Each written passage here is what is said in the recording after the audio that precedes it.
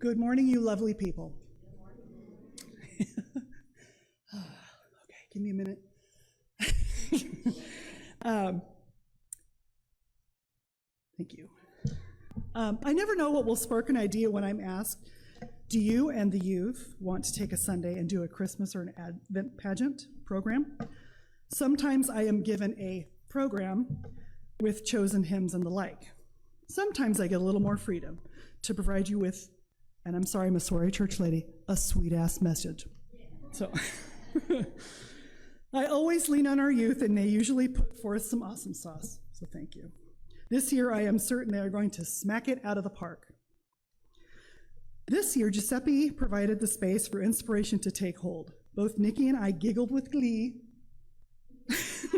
when the idea of the Christmas unicorn was born. It was really her idea. Over the last few years, I have appreciated the music that Nikki brings to the table because she can find the sacred in the everyday. I really enjoy that about her selections. And it kind of goes with how I see church, overseeing a youth program, doing community services like Wellness Wednesday, finding the sacred in every day. Oh, page 2, there we go. Recently, Giuseppe and I went to a youth collective gathering with folks from East County Ministerial Alliance, along with Together Lab and Youth Solidarity. Our beginning exercise was to think of the image of tree rings. So I want you to visualize this, okay? Each ring, a year of growth, and the distance between that and the next ring. We were to imagine our younger tree rings and think of a person or activity that was influential during that time in your life. That got me thinking, I didn't have the best youth experience. I think what saved me was my imagination, love of fantasy, mythology, escapism, and unicorns. I read all books. I wrote poetry. I collected stickers and drew pictures of unicorns all the time. And as a young person, I wrote a poem called The Unicorn, which I found in this beautiful, wonderful book from 1983, is what I think vintage. And my pastor at the time, Reverend Jim Estes, who also helped Bruno write his story, published it in our church newsletter. And I think that was a formative moment in my young tree rings of my life. So I'd like to share a little bit of this poem with you. Again, this is Baby Erica from 1982 or 3. And it got caught in a flood, so it's very, yeah. The unicorn is a living fantasy that runs across the dusty plains. Her pearly white horn glitters in the moonlight like a diamond. And this creature lives in desirable places such as your mind and in drifting dreams. Again, this is a 12-year-old Erica writing this. This animal is never hunted, so there are many that linger around you. So I want you and encourage you to look for the unicorns, the rarities in your life that are certainly special.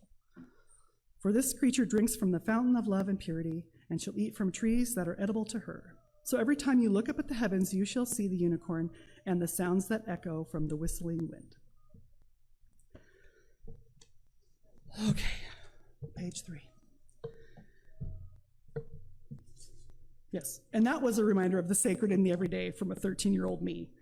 And it's no wonder how the unicorn became an icon for many cultures throughout history, whether pagan, Christian, Islamic, and is also found through art throughout the ages. I'm going to give you a few unicorn factoids. Unicorns are mentioned in the Hebrew tradition as a symbol of human nature, full of strength, independent, wild, and free.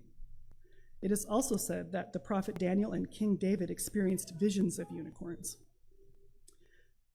Genghis Khan is said to be humbled by the unicorn, and they were also known as healers. In many parts of the Middle East, Persia, and China, the unicorn is considered a good omen. They can be found on many coats of arms, and did you know the unicorn is the official animal of Scotland? Yeah. Some of you might be thinking, cool facts about unicorns, Erica, but what does this have to do with Advent? Well, no worries, I'm going to wrap this up and put a little bow on it for you. In more recent times, our family has had to think of the holidays a little differently. Maybe you have had to do this as well. Perhaps it was living through a pandemic, a change in family dynamics, the loss of a loved one, or a loved one who has been diagnosed with a terminal condition. Maybe you're alone, but you really aren't. This time is not always a cheerful time for some, And so light and love to you if you're feeling that. I want you to hear the message and special music of the Christmas Unicorn, and for you, make this Advent Christmas Yuletide what you want and need it to be. As you hear our Christmas Unicorn message and eventually leave this place, I want to leave you with these parting words. May you have the wisdom to lean on one another. We can't go through life alone. You are not alone, as our unicorns will illustrate. May you have the courage to hold on to hope and the compassion to do the good that is yours to do. Remember that you are a blessing, and take with you the confidence to trust that this universe, God or Goddess, sees you as a blessing, just as we are reminded that unicorns are a sacred sign. For in a world full of dead ends, this Advent season invites us to begin again. And remember to wonder. Look into the night sky to find the pearly horns and grow those tree rings. So let us start here and start now. Like our unicorns will remind us, there is so much left to love, so much left to hope for. The angel said, "Do not be afraid. I am bringing you joy. Do not fear. Remember that the universe, God, Goddess, is in the joy, laughter, and the messiness of this life." So start with love and begin again, our new beginning, Advent. In the sweet name of all that is new, bright, lovely, holy, and unhindered, filled with rainbows, sparkles, and unicorns. Please leave here with light, love, peace, and calm. However, not yet, because you have to make it through our program. Thanks.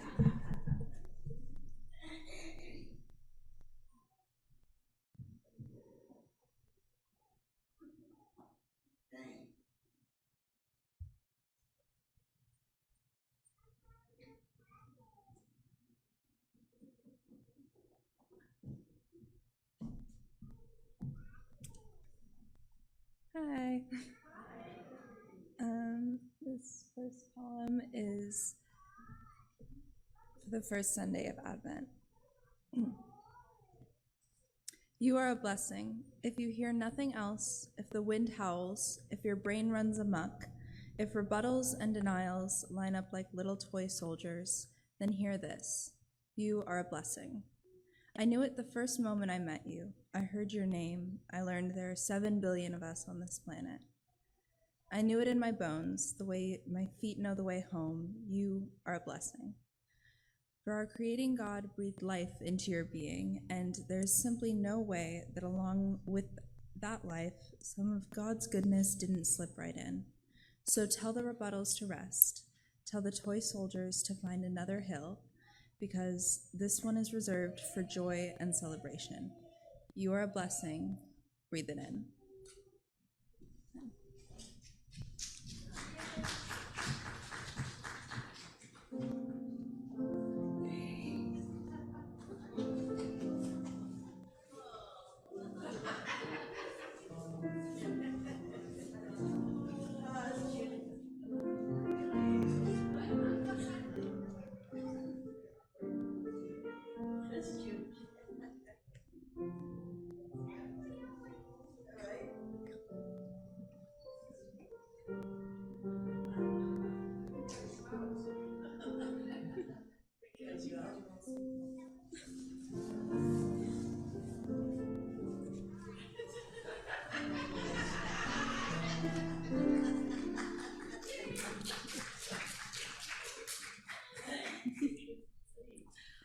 The second Sunday of Advent.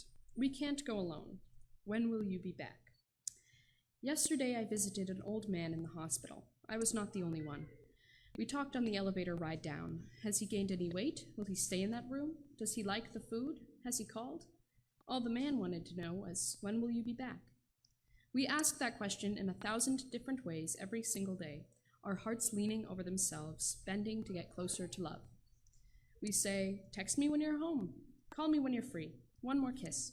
I love you all the time. When will you be back? What we really mean is, I can't go through life alone. Please don't let me go through life alone. Thank you.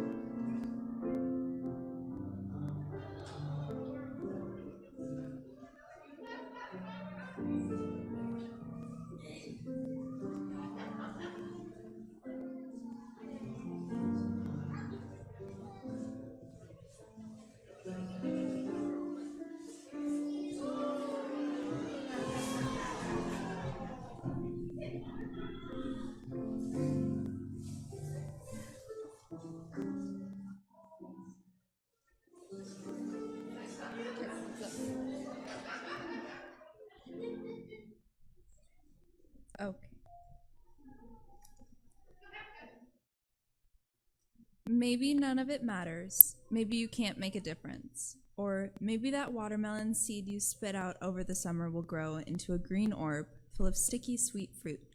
Maybe the rain will nourish it. Maybe maybe your mother's hands will pull it from the vine, slice it into wedges, and place it on the dining room table. Maybe the neighbors will come over and chomp it into that soft pink fruit, juicy water running down their chins. Maybe you will laugh at their shared experience, at this garden-grown communication, and maybe the stars will shine brighter that night. People say the problems of the world are too big to make a difference, but surely those people have forgotten the fruit that grows from one little seed.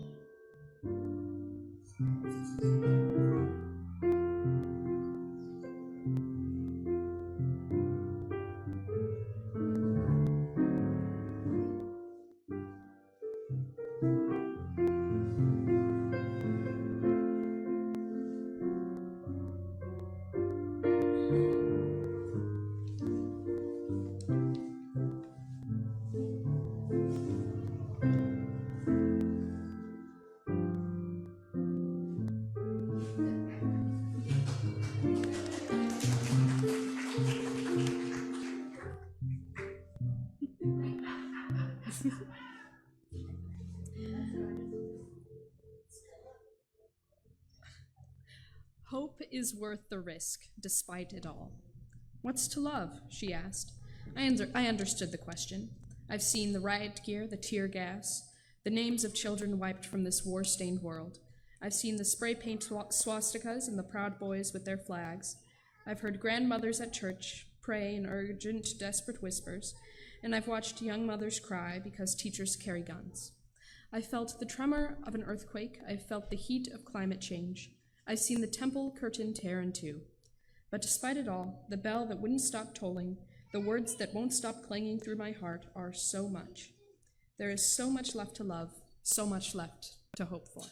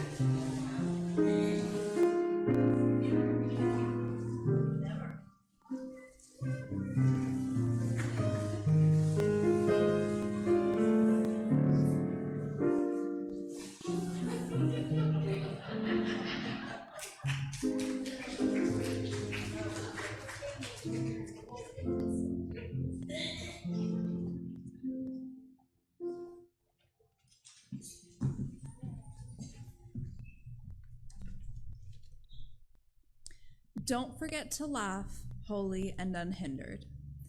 I'm sure it's important to close your eyes, to pray on your knees, to fling yourself into deep reverence and even deeper humility. I am sure the Spirit is close when we dress up, when we sing, when we descant line, when we murmur the words with a sincere and hopeful heart.